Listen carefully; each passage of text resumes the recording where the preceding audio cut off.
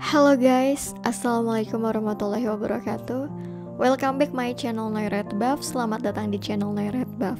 Spesial di audio ini aku akan bahas tentang keajaiban pikiran. Kalau kita bahas tentang pikiran, itu kan bisa dinamis ya. Kadang 2 jam yang lalu kita ngerasa sedih, atau ketika dapat kabar yang bikin seneng, pikiran kita berubah. Terus kalau misalkan kita mau memilih sesuatu, tiba-tiba pikiran kita berubah. Perubahan begitu cepat pada pikiran. Itu bisa dipengaruhi berbagai faktor. Baik itu nasihat orang sekitar, pemahaman kita, pengetahuan kita, dan pikiran itu adalah kunci anggota badan kita. Kenapa aku bilang pikiran itu kunci anggota badan kita? Karena melalui pikiran, kita dapat bergerak dan melakukan sesuatu. Pernah mikir nggak? Pernah kepikiran nggak? Kamu ngelakuin ini mikir dulu nggak sih? Nah, kata-kata itu sering kita temui di berbagai sinetron atau omongan-omongan orang sekitar. Kalau mau apa-apa pikirin dulu deh, akibatnya apa? Nah makanya sebelum bertindak, sebelum melakukan sesuatu, harus difikirkan dampaknya apa, nanti akan berefek apa. Makanya kalau orang yang gak pakai pikiran, dia emosinya, wah jangan salah, dia bisa melakukan sesuatu, melanggar hukum, sampai-sampai dia bisa berperilaku seperti binatang. Keajaiban pikiran di sini akan aku bahas. Yang pertama, pemulihan jiwa. Jiwa itu adanya di dalam hati kita. Pemulihan jiwa. Kamu pernah tahu kenapa orang sakit jiwa? ODGJ, orang dengan gangguan jiwa. Itu sebenarnya mereka jiwanya sudah nggak berfungsi dengan baik. Makanya disebut orang dengan gangguan jiwa.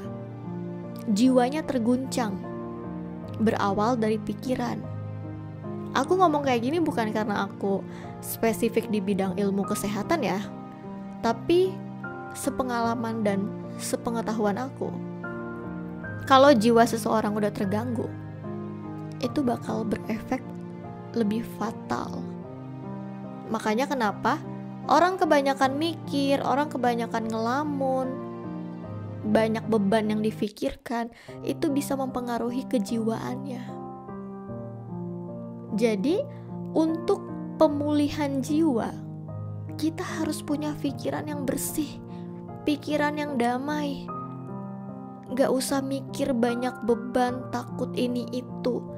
Gimana mau jiwanya pulih kalau yang dipikirkan setiap saat adalah hal-hal yang negatif, hal-hal yang mengkhawatirkan, takut ini, takut itu. Pikirannya traveling kemana-mana. Gimana pemulihan jiwanya mau bagus kalau kita aja masih menyimpan pikiran dan sampah-sampah negatif di dalam diri kita? Kita nggak tahu ya, ke depan kita bakal punya keajaiban apa dalam hidup kita, tapi kitanya gak percaya. Makanya orang-orang yang penuh dengan rasa percaya akan ada sesuatu yang indah, itu gak cuma menghayal dan berimajinasi aja, tapi dia bergerak melakukan sesuatu action. Bagaimana caranya untuk mewujudkan keinginan yang didamba-dambakan saat ini. Makanya orang yang jiwanya terganggu tuh, dia berpikir tapi mikirnya lebih ke harapan-harapan kosong, imajinasi yang dia hayalkan. Makanya ketika dia gak ngelakuin apa-apa, terus dia membandingkan hidupnya dengan orang lain, tiba-tiba orang udah jadi ini, orang udah sukses, berpikirlah dia kepada diri sendiri, kok aku begini aja ya. Nah, bisa jadi pikiran yang harusnya berpikir untuk maju ke depan, malah dibikin pikirannya traveling. Harusnya waktu itu aku begini, harusnya begitu. Capek lah pikiran itu, terganggu lah jiwanya.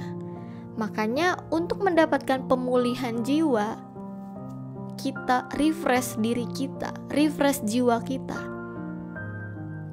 mencoba untuk bergerak dan bertumbuh untuk diri kita, untuk masa depan kita, bukan ada di hayalan imajinasi aja.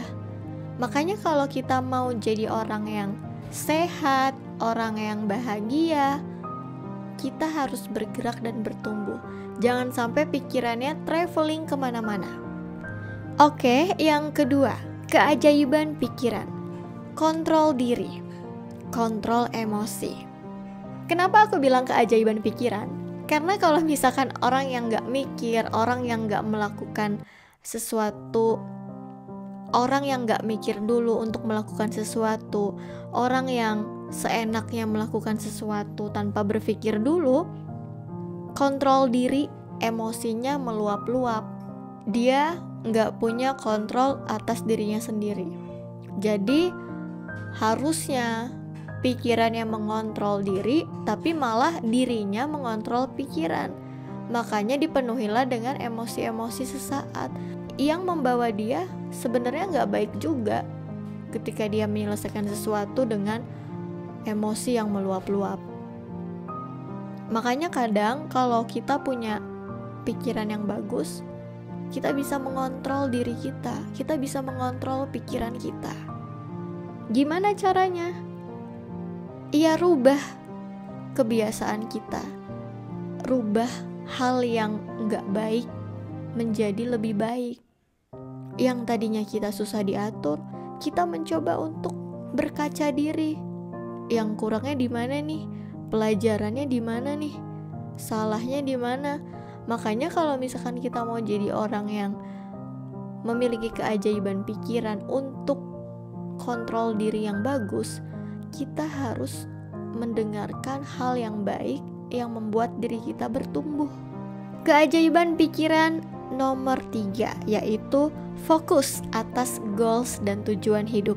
Ya, kalau pikirannya udah bagus, kita akan mudah untuk fokus dan mewujudkan goals serta harapan dan keinginan kita. Makanya kalau kita ngomongin tentang pikiran tuh, orang kalau misalkan terlalu berlarut-larut dalam ketakutannya, dia gak bakal bisa fokus atas apa yang dia pengen di masa depan. Jadi muter aja pikirannya di situ. Mau melangkah, pertimbangannya banyak. Lakuin aja dulu, action aja dulu, dicoba aja dulu, jangan takut gagal. Ada orang yang belum apa-apa takut gagal. Sama aja kayak kalah sebelum berperang. Udah memilih kalah dulu, padahal perangnya belum dimulai. Sama aja kayak gitu.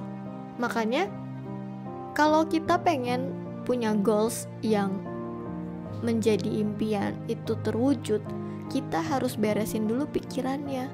Kalau pikirannya masih stuck di emosi negatif, hal-hal yang gak penting, itu jangan berharap goalsnya bakal terwujud. Jadi beresin dulu pikirannya kita. Keajaiban pikiran yang keempat, percaya diri, keyakinan ada pada diri sendiri.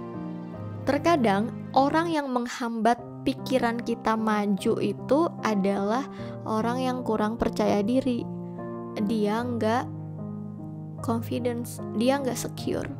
Yang ada hidupnya insecure terus, mengeluh terus, capek terus.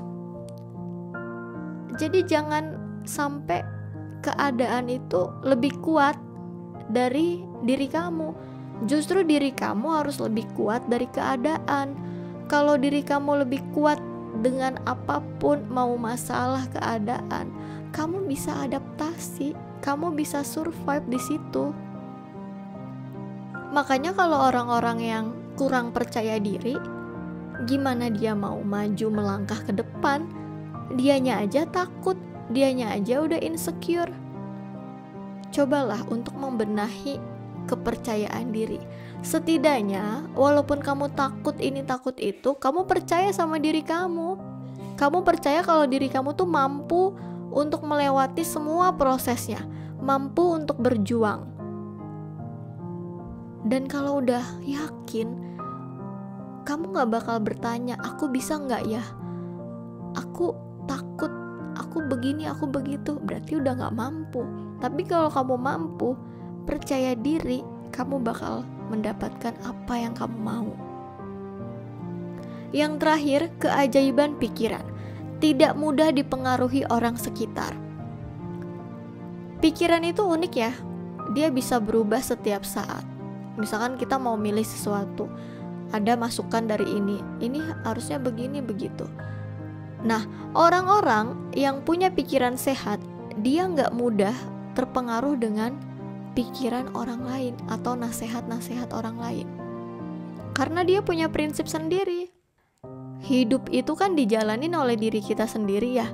Kalau kita nungguin pendapat orang, kita nungguin apa kata orang, ya berarti bukan kamu dong yang menjalani hidup kamu. Jadi kamu nunggu ucapan orang, nunggu kalimat dari orang lain, ada atau enggaknya pengaruh atau omongan dari orang lain. Kamu tuh harus tetap stay dengan diri kamu sendiri, harus percaya dengan diri kamu sendiri tanpa pengaruh dari siapapun.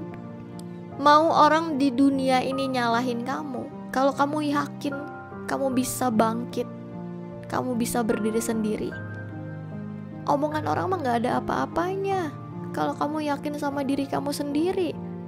Karena kamu percaya kamu tuh bisa.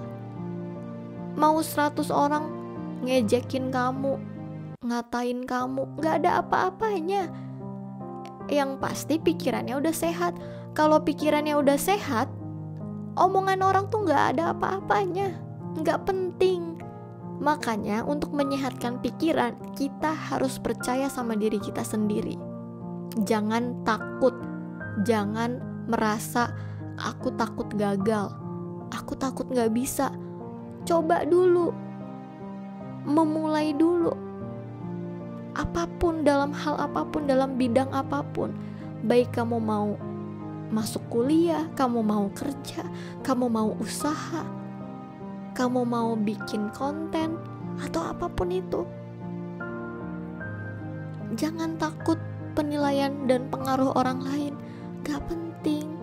Yang penting itu sehatkan dulu pikiran kamu, biar kamu gak mudah goyah kalau ada pengaruh atau ejekan-ejekan dari orang lain. So guys, semoga kamu paham dengan apa yang aku jelasin. Kalau ada yang belum ngerti, silahkan DM aku di Instagram @noiredbuff. Thank you so much udah nonton video ini. Kita ketemu di next video berikutnya. Bye.